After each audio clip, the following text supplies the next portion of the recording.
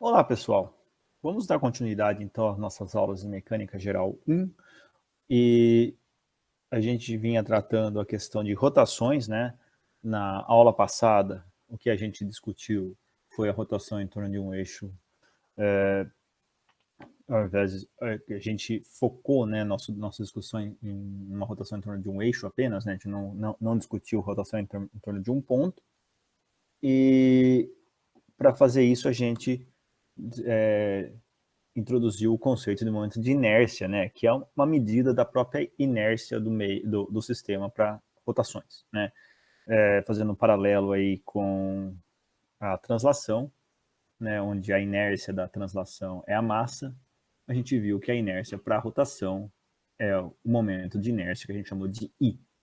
Tá bem? A gente viu também que esse momento de inércia é um escalar, quando está falando de rotações em torno de um eixo, e no caso mais complexo ele é descrito como um tensor, né? Mas esse não é o caso do nosso curso. No nosso curso a gente vai simplesmente pensar em rotações em torno de um eixo. Para a aula de hoje eu quero discutir com vocês dois exemplos, tá? De conservação de momento angular e de rotação, tá? E depois eu vou discutir com vocês dois teoremas, que é o teorema dos eixos paralelos e o teorema dos eixos perpendiculares, que são super poderosos aí para nos ajudar a calcular o momento de inércia em sistemas quando não tem nenhuma simetria muito simples de seguir. Tá legal? Então vamos lá. O primeiro exemplo que eu quero dar para vocês, que eu quero que vocês me ajudem a resolver, basicamente, imagine ter uma haste fina de comprimento L e massa total M, tá? E distribuída de forma homogênea nessa haste, e ela está em repouso sobre uma mesa sem atrito, tá? Uma mesa horizontal sem atrito, de forma que uma das suas extremidades é presa e livre para girar apenas, tá? E uma massinha pontual M viaja com velocidade constante V0 na direção Y chapéu e colide com a outra extremidade da haste, ficando grudada na mesma, tá? Ou seja, eu tenho essa haste tem comprimento L e massa e mão, eu pego essa extremidade e prendo na mesa, de modo que ela só pode, né, a haste só pode fazer isso daqui, ou isso daqui, obviamente, ela pode girar em torno desse ponto pivotal, e eu venho com uma outra massinha M, essa massinha M com velocidade V0 na direção Y chapéu, vai bater nessa haste, e a gente, então, eu vou definir para vocês aqui o eixo X chapéu, vou definir assim o eixo Y chapéu, e a gente vai começar, então, a discutir o movimento, e para isso eu quero que vocês encontrem o momento de inércia do sistema, tá? Após o choque. Quero também encontrar a velocidade angular do sistema após esse choque, e também qual a energia mecânica do sistema após o choque. Eu quero saber se houve energia perdida e quanto foi, tá? E o porquê perdeu energia. Então, antes de a gente começar a resolver, eu queria que vocês, antes de eu voltar aqui, eu queria que vocês dessem aquela pausada no vídeo, como de costume, tente resolver, e dali uns 15 minutinhos vocês voltam para a gente poder resolver junto e ver se vocês acertaram. Tá legal? Bem, imagino que vocês tenham dado aquela pausada, legal? E já resolveram e provavelmente acertaram. Mas vamos lá fazer junto então para a gente ver como que fica esse problema. Bom, primeiro, vou desenhar de novo a nossa hastezinha, tá? Ela presa aqui nesse ponto em azul. A massinha está aqui, ela veio, velocidade constante, bateu e ficou grudada. Quando ela ficou grudada, obviamente, a gente sabe que o sistema vai começar a girar aqui no seu sentido anti-horário, tá? Então, eu defini como x essa direção, y como essa, e para que eu possa encontrar o momento de inércia do sistema após o choque, eu vou precisar encontrar o momento de inércia da massinha e o momento de inércia da haste, tá? O da massinha é direto porque percebam que a massinha ela tem massa m e ela está a uma distância L do centro do ponto da onde ela está rodando. Portanto, o IZ da massinha nada mais é do que m vezes essa distância ao quadrado, que é m vezes L ao quadrado. Agora, para achar o da haste, a gente vai precisar, então, quebrar essa haste em vários pedacinhos e escrever que a massa total é igual a um lambda vezes L, onde lambda é o a densidade linear de massas, portanto, eu vou falar que o lambda é igual a E sobre L, uma vez que, como no enunciado, esse sistema ele era uma distribuição de massas homogênea. Então, obviamente, o lambda é uma constante na haste e é uma constante igual a E sobre L. Então, eu vou falar para vocês que esse pedacinho da haste que tem massa dm e está uma distância x do ponto de giro, ele tem momento de inércia, então, que é x ao quadrado dm. Para eu achar o momento de inércia do sistema, obviamente, eu tenho que fazer a integral de x ao quadrado dm de 0 a e. Agora, eu vou falar para vocês que dm nada mais é do que lambda dx. Então, eu faço agora a integral em x de 0 a L. Integral de x quadrado é simplesmente x ao cubo sobre 3, portanto, o IZ da maçona é lambda L ao cubo sobre 3, porque x ao cubo sobre 3 é avaliado entre 0 e L, e substituindo lambda por m sobre L, eu cancelo aqui, aqui vira 2, então fica mL ao quadrado sobre 3. Portanto, o momento de inércia total do sistema nada mais é do que a soma dos dois, que me dá, então, mL ao quadrado mais emão L ao quadrado sobre 3. Então, esse é o momento de inércia do sistema em relação ao eixo Z, e o eixo Z é essa direção, difícil de desenhar aqui, né? Mas é a direção que está apontando para vocês. Tá legal? Beleza. Fizemos essa primeira parte. Vamos olhar, então, agora a questão da velocidade angular desse sistema, logo após o choque. Bom, para encontrar a velocidade angular logo após o choque, né, a gente sabe que o sistema, considerando haste mais massinha, ele é um sistema fechado. Por quê? Perceba, eles não têm nenhuma outra força externa agindo nele, né?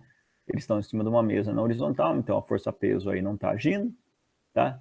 E o choque houve entre a haste e a massinha, então não tem nenhuma outra força externa agindo no sistema. Se não tem força externa agindo no sistema, a gente pode conservar momento. Agora, qual momento que a gente conserva? Tá? Note que é mais adequado, nesse caso, pensar no momento angular, uma vez que o movimento logo após o choque é um movimento de rotação pura. Tá bem? Bom, e para a gente conservar o momento angular, vamos dar uma olhada no momento angular antes do choque. Antes do choque, o momento angular é puramente da massinha. A massinha está vindo para cá com velocidade v0, um pouquinho antes do choque, portanto, ω0 da massinha é v0 sobre L, certo? Então, o momento angular em relação a z da massinha nada mais é do que, aliás, se eu escrever o momento angular total, eu vou escrever que o IZ da massinha é ω0 da massinha, mais IZ da maçona, ω0 da maçona, que é a haste. Agora, esse cara aqui é zero, né? A haste está parada, né? Então, o LZ inicial nada mais é do que mL ao quadrado, que é o IZ da massinha, V0 sobre L, que eu acabei de mostrar para vocês aqui, mais o IZ da maçona, que é mL ao quadrado sobre 3 vezes 0, portanto, o momento angular inicial nada mais é do que massa vezes comprimento vezes a velocidade vezes 0. Perfeito? E após o choque? Bom, após o choque está todo mundo se movendo junto. Então, o LZ final nada mais é do que momento de inércia total, o IZ total, vezes o ω final. Agora, o IZ a gente já calculou, né? A gente acabou de calcular na página anterior. Portanto, então, ele é mL ao quadrado mais emão L ao quadrado sobre 3, ω final é igual ao LZ inicial. Então, agora eu posso, então, rearranjar e passar esse cara dividindo aqui, cancelar L's aqui, e eu fico, então, que o ω final é mv0 sobre L emin mais emão sobre 3. Tá? Eu quero que vocês prestem atenção aqui e notem o seguinte, né? Percebam que o ω final ele é proporcional a mv0 e inversamente proporcional a m mais emão sobre 3. Né? Note que se o emão fosse pequeno o suficiente, ou seja, se a haste fosse desprezível, né, se tivesse uma massa desprezível, perceba que o emão iria tender a zero. Né? E então esse m cancelava e o ômega final ficaria igual a V0 sobre L, que é igual ao ômega inicial. O que faz sentido, né? Que se ele bate numa coisa de massa desprezível, não há perda de... ele não vai, né, mudar a sua velocidade inicial. Né? A velocidade inicial se mantém constante. A velocidade continua sendo a velocidade inicial, perdão. Tá legal? Perfeito. E agora vamos olhar, então, a questão da energia. Para olhar a questão da energia, a gente está em cima da mesa, horizontal, não tem nenhuma outra força agindo, portanto, não tem que se preocupar com energia potencial gravitacional, por exemplo. Né? Então, a nossa energia mecânica que a gente precisa considerar é apenas a cinética. Certo? A cinética antes do choque é simplesmente a energia cinética da massinha, porque a massinha é o único objeto se movendo antes do choque. E o TI nada mais é do que mv0 ao quadrado sobre 2. Massinha vezes a velocidade inicial ao quadrado, dividido por 2. Após o choque, a energia cinética é puramente de rotação e a gente precisa achar a energia cinética de rotação do sistema, que nada mais é do que o I do sistema vezes ômega final ao quadrado sobre 2, usando os valores que a gente acabou de calcular para ômega F e o I, a gente pode escrever a energia cinética final dessa forma. Lembrando que esse termo aqui nada mais é do que o ômega F, que a gente acabou de calcular, e esse termo aqui é o IZ, que a gente calculou na letra A. Tá legal? Bem, agora a gente pode começar a simplificar. Perceba que tem um L quadrado aqui, tem L quadrado aqui, tem L quadrado aqui, pode cancelar. Tá? Aqui fica então aqui desse lado fica m mais emão sobre 3, aqui já tem um m mais emão sobre 3 ao quadrado, então eu posso tirar esse cara fora do quadrado e cancelar isso daqui, de modo que eu consigo simplificar esse cara, escrevendo simplesmente como mv0 ao quadrado sobre 2 m mais emão sobre 3, ou ainda eu posso escrever como m v0 ao quadrado sobre 2 vezes m sobre m mais emão sobre 3. Perceba que essa fração aqui ela é sempre menor do que 1. O que faz sentido, porque você pode escrever agora o t final, tá? Como... isso daqui, na verdade, é o t inicial, né? Você percebe?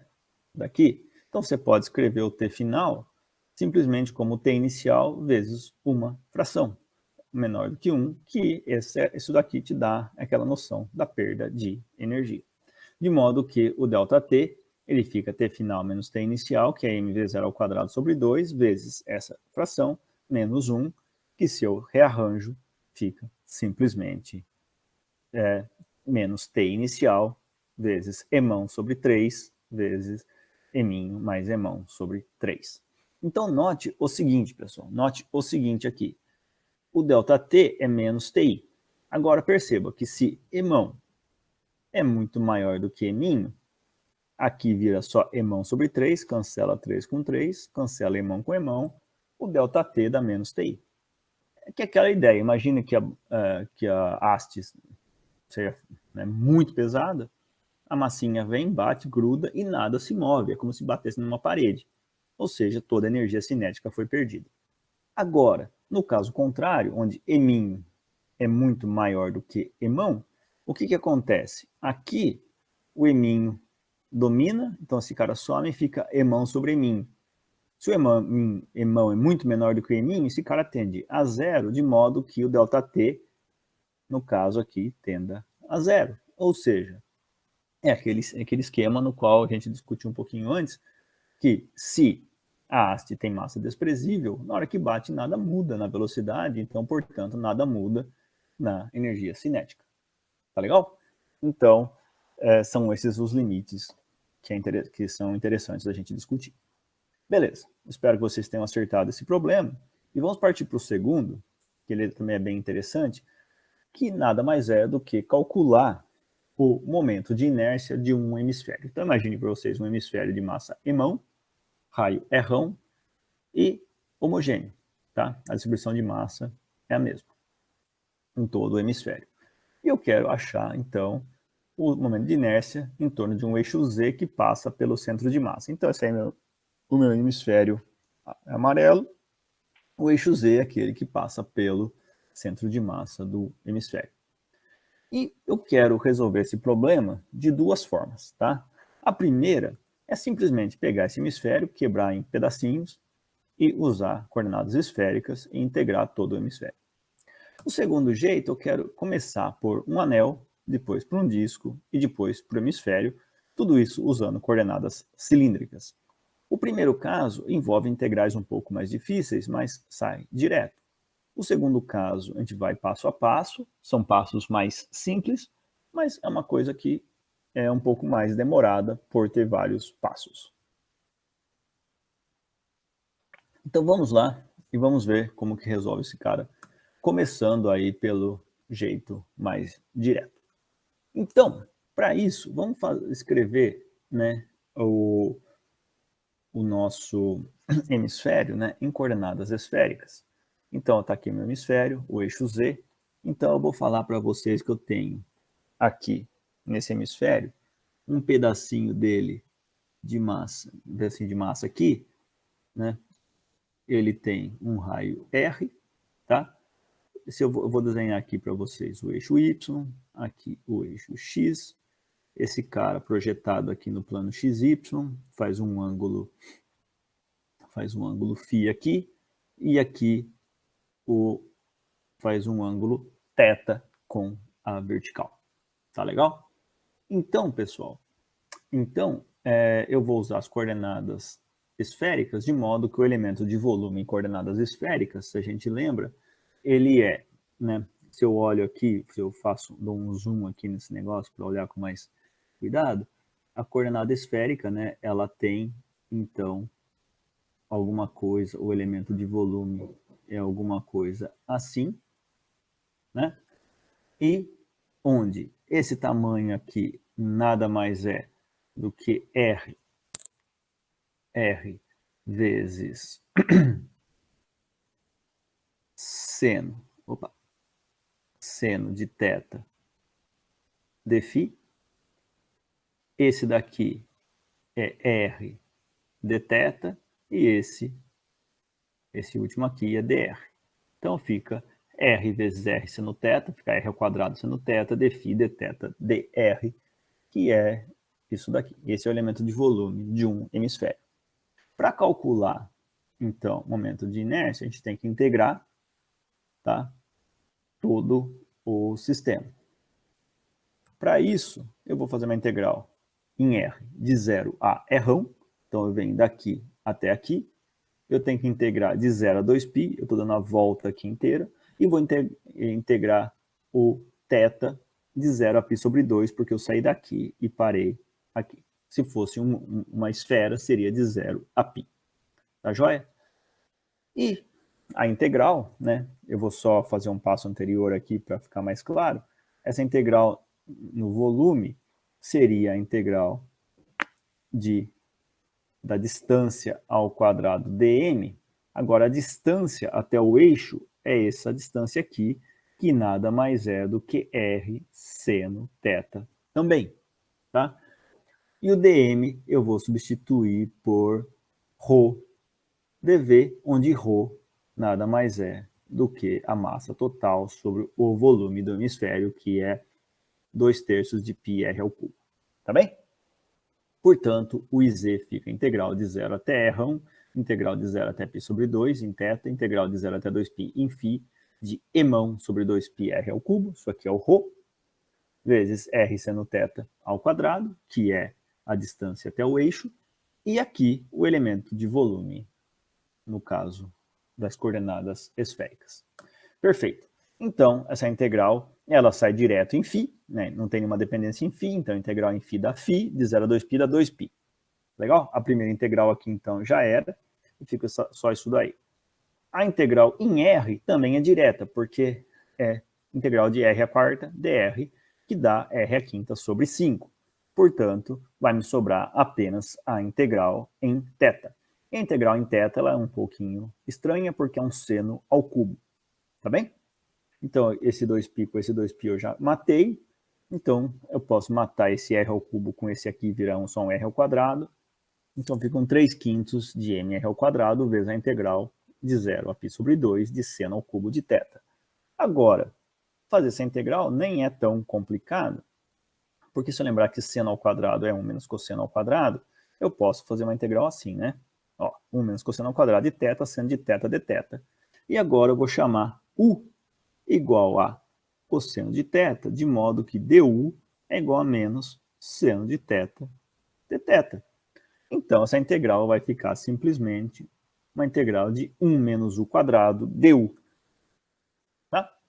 E a gente sabe fazer isso, né? Vai ficar uma integral de menos 1 menos u quadrado du, como u eu chamei de cosseno de θ, quando θ vale 0, u vale 1, quando θ vale π sobre 2, u vale 0. Tá bem? Agora, essa aí é uma integral que todo mundo sabe fazer. Resolvendo essa integral, fica simplesmente u ao cubo sobre 3 menos 1, avaliado de 1 a 0. Isso daí, então, dá simplesmente 2/3, essa parte da integral, de modo que eu posso cancelar 3 com 3, portanto, o iz fica simplesmente 2/5 de mr ao quadrado. Tá bem? Resolvemos, achamos o momento de inércia do hemisfério. Eu convido vocês agora, também, a resolver o momento de inércia da esfera. Tá? Agora imagine uma esfera de massa m e raio r quadrado. Eu quero que vocês resolvam em casa o momento de inércia da esfera. Quanto vocês acham que vai dar? Tá? Eu vou dar um spoiler aqui e vou falar para vocês que o iz da esfera vai ser igual a 2/5 de mr ao quadrado. É o mesmo do hemisfério. Tá? Por quê? Porque o que importa é a distribuição de massa em torno do eixo Z. Tanto faz se eu tenho um hemisfério ou se eu tenho uma esfera, a distribuição de massa ela é igual, né, pessoal? Por quê? Se eu tenho um hemisfério de massa emão, ou uma esfera de massa emão, a massa que está aqui, ela está refletida aqui. Tá?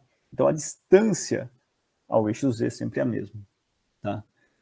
No hemisfério norte e no hemisfério sul. Tá bem? Então façam essa continha aí e convençam vocês mesmos de que isso é verdade. Legal. Agora vamos resolver então pelo segundo método. Vamos resolver pelo segundo método. Vamos ver o que acontece. Né? Vamos começar então considerando um anel. Tá? E daí um disco e por fim a gente vai montar o hemisfério. Então vamos tomar um sistema de coordenadas cilíndricas e vamos desenhar um anel. Tá? Aqui está o meu eixo Z, tá? E para o anel de massa dA e raio R, então eu estou falando que esse anel aqui tem um raio R e tem uma massa MA. Então eu vou pegar um elementozinho de massa aqui, DMA. Esse elementozinho de massa DMA está a uma distância R do eixo Z. Portanto, eu vou falar que o momento de inércia do anel do elementozinho DMA é R ao quadrado DMA, certo? Agora, DMA eu posso escrever simplesmente como lambda vezes DL, onde DL é o elemento de comprimento aqui do anel. Agora, o DL, vocês concordam comigo que nada mais é, se esse aqui é um ângulo θ, nada mais é do que R dθ. E o lambda nada mais é do que MA sobre 2πr, que é o tamanho da circunferência do anel. Legal? Portanto, o DIZ do anel nada mais é do que R ao quadrado vezes MA sobre 2πr, R dθ. Então, se eu quero achar o I do anel, é só integrar em θ de 0 a 2π. E eu posso, então, escrever, eu posso cancelar R com R, eu fico com 2πr ao quadrado MA sobre 2π, cancelo 2π com 2π, e fica massa do anel vezes R ao quadrado. Ou seja, o IZ do anel é a sua massa vezes o seu raio ao quadrado. Perceba que isso faz sentido, né? Porque um anel, como o eixo Z passa pelo seu centro, obviamente obviamente, né, cada massinha dm tem a mesma distância do centro, né? A distância é r para todo mundo. A gente sabe que de uma massinha é mr ao quadrado, então como todas as massinhas têm a mesma distância, é simplesmente a soma das massinhas vezes r ao quadrado. Tá joia? Achamos então a do anel. Agora o segundo passo que eu quero falar para vocês é o seguinte, deixa eu só apagar aqui essas anotações para não ficar na frente, né? Vocês aí, se perderam alguma coisa, é só voltar ao vídeo e ver as anotações de novo, tá? Vamos lá. Então, eu posso pegar agora, fazer um outro anelzinho, esse anelzinho cor-de-rosa, com uma massa um pouquinho, com um raio um pouquinho menor. Um outro com um raio um pouquinho maior, um outro com um raio um pouquinho maior, e assim por diante até fechar o disco, tá? Ou seja, eu posso falar que o disco ele é composto por vários anéisinhos concêntricos de massa dm, que é simplesmente escrita da seguinte forma. Vamos chegar lá, tá? Que ele é escrito como se eu falo que eu tenho um disco de massa md e raio é rão, tá? Então, cada anelzinho tem uma massa. Dado que o anel tem densidade de massa constante, vou falar que o sigma do anel ele é a massa do disco, desculpa, é a massa do disco dividido por π rão ao quadrado, certo? Massa pela área do disco, que é a densidade diária, de massa por área nesse cara. Portanto, se eu tenho um anelzinho de raio R, né, eu tenho esse anelzinho, vou desenhar aqui em cima, imagina, esse anelzinho, então vou dizer que ele é um pouquinho espesso, e a espessura dele nada mais é do que um dr. E o comprimento dele é 2πr. 2πr.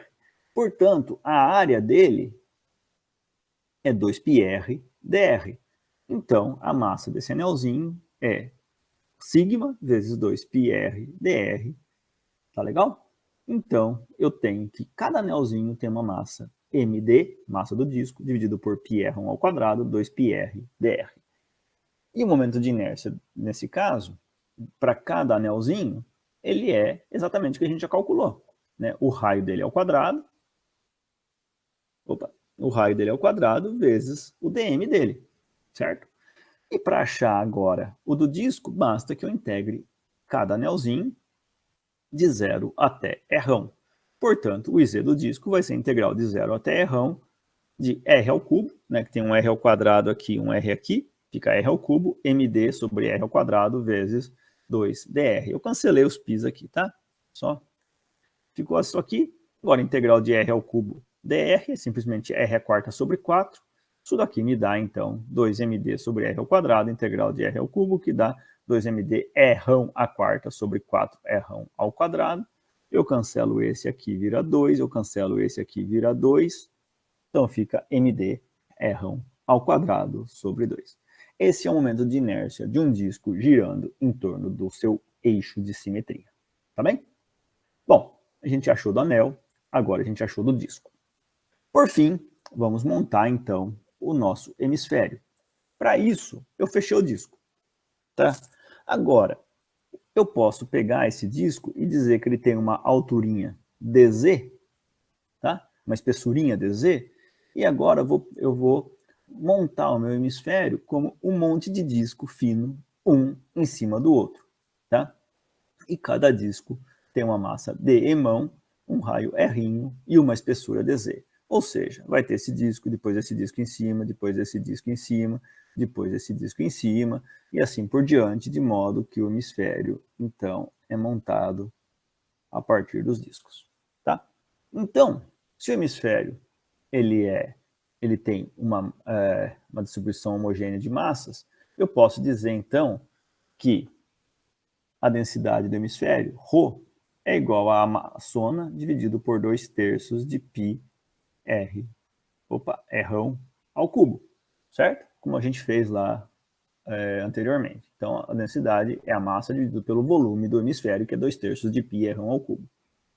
Então, se o disco tem massa dm, raio r, espessura dz, eu vou falar para vocês que momento de inércia de cada disco vai ser um R ao quadrado sobre 2, que a gente sabe que o momento de inércia de um disco é R ao quadrado sobre 2, vezes dm.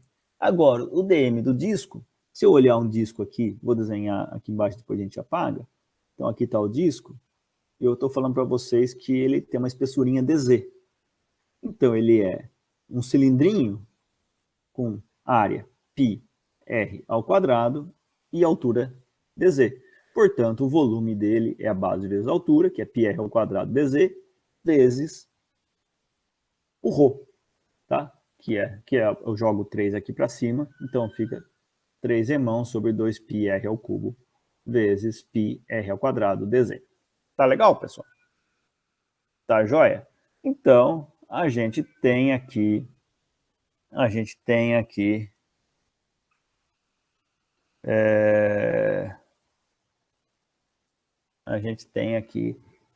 o D e Z. Agora, para eu integrar esse cara aqui, eu tenho que lembrar o seguinte, eu vou ter que integrar em DZ.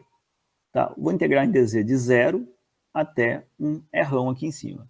Só que para cada ponto Z aqui, eu tenho o quê? Eu tenho que isso aqui vale errão, aqui vale Z e aqui vale errinho. Então, eu tenho que lembrar que errão ao quadrado, né, é igual a errinho ao quadrado mais Z ao quadrado. Tá bem? Legal. Bom, então eu posso transformar todo lugar que tem errinho aqui, escrever que errinho ao quadrado é igual a errão ao quadrado menos Z ao quadrado.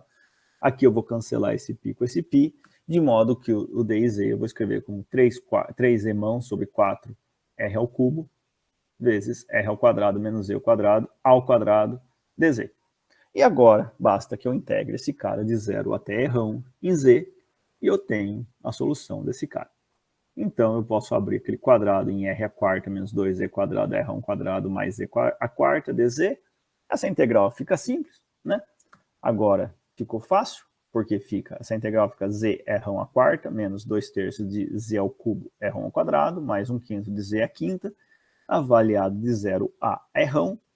Isso daí me dá, então, 3 emão sobre 4 errão ao cubo, vezes 8/15 de errão à quinta. Eu cancelo, opa, eu não cancelo ali não, perdão. Eu cancelo aqui com aqui, que vira 2, aqui vira 2, aqui vira 5. Portanto, o IZ dá 2/5 de emão R à quinta. Tá legal, pessoal? Percebam, então, que a gente partiu de 2 métodos. Tá? O primeiro método, a integral, aparecia aquela integral de seno ao cubo, que parece que fica um pouquinho mais difícil, mas ele envolve ali 2, 3 linhas de cálculo. Esse segundo método, ele vai passo a passo, vai mais lento, mas são integrais extremamente simples, né? São integrais polinômios, extremamente simples, e também chega. Então, percebam, no primeiro caso eu resolvi por coordenadas esféricas, no segundo caso eu resolvi por coordenadas cilíndricas, e obviamente eu cheguei no mesmo resultado, tá bem?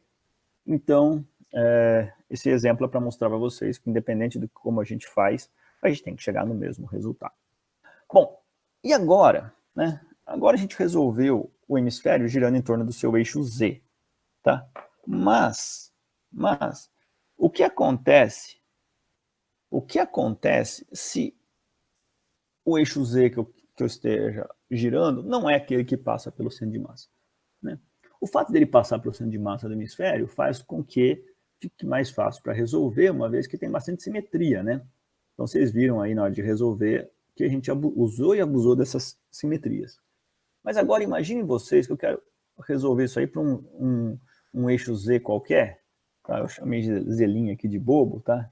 Esquece esse linha aqui. Eu quero resolver para um eixo Z qualquer que não é o que passa pelo centro de massa, tá? O eixo que passa pelo centro de massa eu vou chamar de Z0, tá? Mas eu quero resolver para esse Z qualquer aqui. Esse Z qualquer, ele está a uma distância D do eixo que passa pelo centro de massa, tá?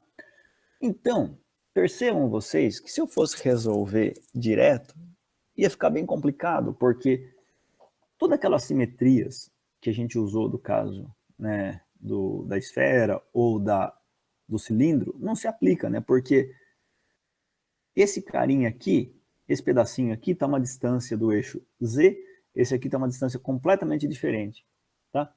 Então, não é fácil de resolver. Mas a gente pode usar um teorema super poderoso, que é o teorema dos eixos paralelos. Esse nos ajuda aí a resolver o problema de forma muito mais simples. E ele diz para a gente o quê? Que o IZ, num eixo Z qualquer, tá? Obviamente, o eixo Z ele vai ser paralelo ao outro eixo Z, porque a direção é a mesma. Então, eu vou dizer que o IZ, em torno de qualquer eixo Z, paralelo ao eixo Z que passa pelo centro de massa, obviamente, então o IZ é igual a IZ0, esse aqui é o do centro de massa, é esse cara aqui, mais a massa total do corpo vezes D ao quadrado, onde D é a distância entre os dois eixos. Tá? Esse é o teorema dos eixos paralelos. Vamos provar isso daí? Vamos ver que isso é verdade? Para fazer isso, pessoal, eu vou desenhar esse meu hemisfério um pouquinho mais no canto aqui da lousa. Vamos começar fazendo o seguinte. Tá? O momento de inércia em torno do eixo Z qualquer é dado por integral no volume de ρ x, y, z, né? O ρ pode depender de x, y, z. Aqui eu não estou falando que ele é uniforme, é qualquer ρ, vezes x ao quadrado mais y ao quadrado dv. Tá bem? Então, né, eu estou falando para vocês, vou desenhar aqui é o meu eixo z, então eu vou desenhar aqui, isso aqui é x, isso aqui é y, aliás, isso aqui é x, isso aqui é y. Então, se eu tenho esse carinha aqui, tá? Essa massinha aqui, essa massinha, tá? Ela está a uma distância do eixo z, que é x ao quadrado mais y ao quadrado. Tá legal? Beleza. Então, pessoal, vou chamar de x e y as distâncias de z em relação ao z0 do centro de massa. Ou seja, eu estou falando para vocês que o quê? Do mesmo jeito que a gente já veio discutindo anteriormente, então aqui é o meu z do centro de massa. Então vamos dizer que ele corta o plano xy no ponto x, y, tá? De modo que a distância d entre os dois, ela é nada mais, nada menos que a raiz quadrada de x ao quadrado mais y ao quadrado, tá? E se eu faço isso, eu posso dizer para vocês que x é o x mais x', onde x' é a distância agora em relação ao centro de massa desse cara, e o y é y mais y', onde y' é a distância de cada massinha ao centro de massa. Tá? Exatamente como a gente fez lá atrás, quando a gente estava discutindo centro de massa. Tá? A gente fez isso na hora de discutir o momento angular, o momento linear, essas coisas. Vocês devem lembrar, né? Legal. Então, pessoal, eu vou substituir nessa integral aqui o x e o y por x mais x' e y mais y'. Se eu faço isso, né, eu vou falar que o iz é igual a essa integral aqui. Tá? Agora, eu posso separar. Veja, eu vou ter que integrar agora, como eu estou integrando no volume, vou ter que integrar no volume linha, certo? Porque só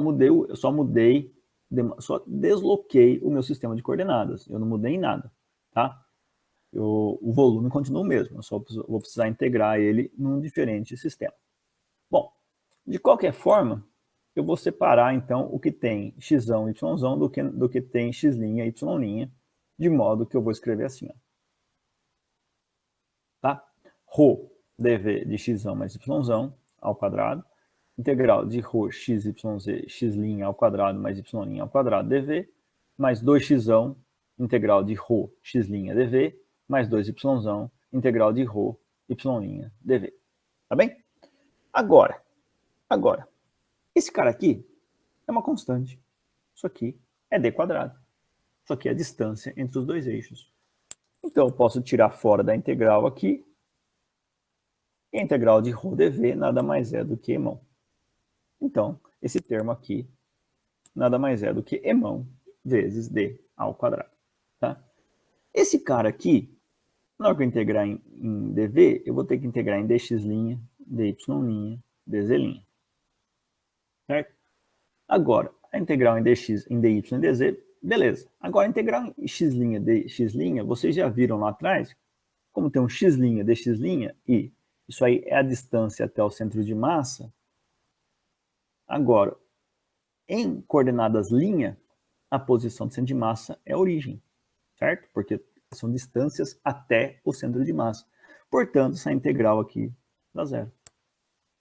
Pelos mesmos argumentos, essa integral também dá zero. E essa integral aqui, perceba que isso daqui é a distância até o centro de massa de cada porção que eu estou medindo, né? Cada massinha aqui. Portanto, isso daqui nada mais é do que o IZ0. Ou seja, o IZ nada mais é do que x ao quadrado, y ao quadrado, isso, como eu já havia dito para vocês, né? Que é md quadrado mais IZ0. Ou seja, o teorema dos eixos paralelos está provado.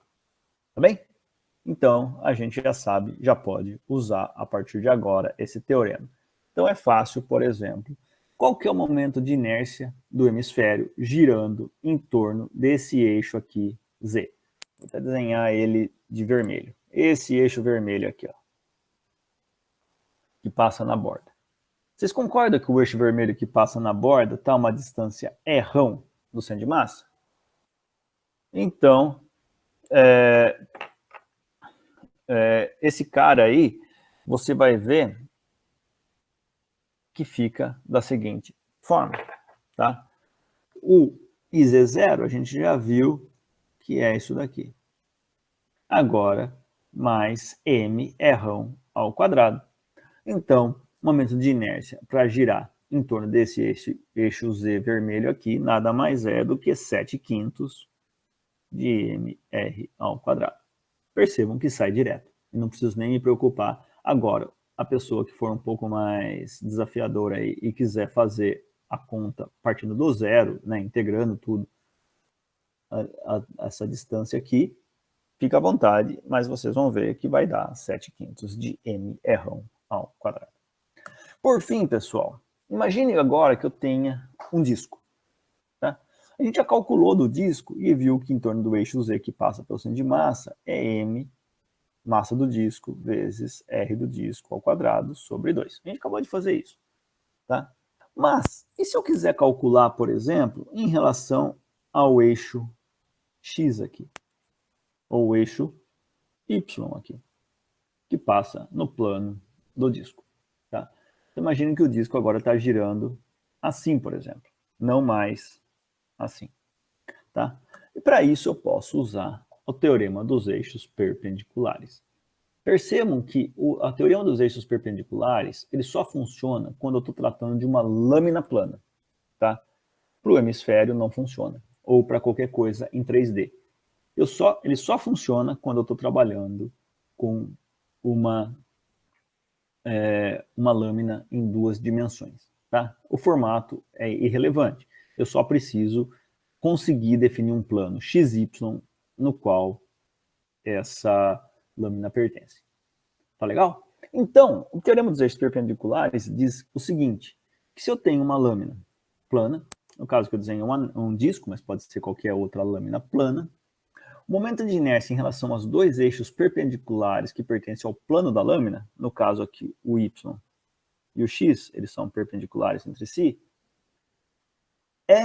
então, a soma dos momentos de inércia em relação a dois eixos perpendiculares que pertencem ao plano da lâmina é igual ao momento de inércia em relação ao eixo perpendicular ao plano da lâmina e que passa pela intersecção dos outros dois eixos. Ou seja, aqui tem o eixo Z, que a gente já tinha desenhado. Eu falo para vocês que o IZ é igual a o I para girar em torno do eixo X, mais o I para girar em torno do eixo Y. Tá? E para provar esse teorema, isso aqui é extremamente direto. Isso aqui é bem diretão mesmo. Tá? Como é que... eu tinha desenhado aqui o eixo X e o eixo Y em cores mais adequadas. Então, vamos manter aqui só para a gente acompanhar. Tá legal? Bom, então, eu estou falando para vocês que o I para girar em torno do eixo Z é igual ao I para girar em torno do eixo X, mais o I para girar em torno do eixo Y. E para ver isso, a gente vai fazer uma demonstração bastante imediata. O IZ, a gente sabe que é integral nessa área de um sigma xy, x ao quadrado mais y ao quadrado, dA. Tá? Eu posso quebrar essa integral em duas. Quebrar essa integral em duas. Para fazer uma integral de sigma de xy, x ao quadrado dA, mais integral de sigma de xy, y ao quadrado dA. Tá? Onde eu estou fazendo a integral em cada massinha. Vou desenhar de uma cor mais aqui, ó, o vermelho, de cada massinha que pertence ao disco. Agora, qual que é a distância? Percebam, o plano XY define a lâmina, tá? Qual que é a distância até o eixo Y? Se eu estou aqui num ponto X, Y, a distância até o eixo Y, vocês concordam que é X? E a distância até o eixo X, vocês concordam que é Y? Tá? Portanto, se eu faço a integral de sigma vezes y ao quadrado, dA, eu estou fazendo, então, para cada massinha, a distância, o y é a distância até o eixo x. Portanto, a integral de sigma vezes a distância até o eixo x ao quadrado dA, nada mais é do que o x. E agora, a integral de sigma x ao quadrado dA, nada mais é do que a integral de sigma distância até o eixo y ao quadrado dA, isso aqui nada mais é do que o y. Opa! Nada mais é do que... Aconteceu alguma coisa aqui. Opa! Aí. Portanto, IZ é igual a x mais y. Tá joia, pessoal? Então percebam que agora a gente tem, né, um ferramental muito importante na mão para poder calcular momento de inércia em relação a eixos que não são simétricos, né? Por exemplo, eu posso pedir para você agora calcular o momento de inércia em relação a esse eixo x' aqui, que passa pela borda do disco. Tá bem? Que passa pela borda do disco. Tá? Para fazer isso, basta o quê? Veja, eu sei que esse aqui em torno do eixo Z é massa do disco vezes raio do disco ao quadrado sobre 2. Agora, como o disco tem uma simetria, vocês concordam que o IX e o IY são iguais? Porque tanto faz ele girar aqui quanto ele girar ali. Ou seja, pelo teorema dos eixos perpendiculares, eu posso falar que o IZ é igual a 2IX. Esse x aqui. Portanto, o IX é igual a mr ao quadrado sobre 4, que é metade do IZ. O IZ já tinha calculado. Agora, se eu quero calcular no x', eu uso o teorema dos eixos paralelos, porque o x' é paralelo ao x e numa distância r'. Portanto, o IX' nada mais é do que mr ao quadrado sobre 4, aquele eixo x que passa pelo centro de massa, mais r ao quadrado, que é a distância entre os dois eixos, ficando, então, 5/4 de mr ao quadrado. Tá bom, pessoal? Então, percebam que agora eu tenho uma facilidade de calcular em qualquer posição que eu precise. Tá joia? Bom, então a gente encerra a aula de hoje, né, sobre isso daí, sobre momento de inércia.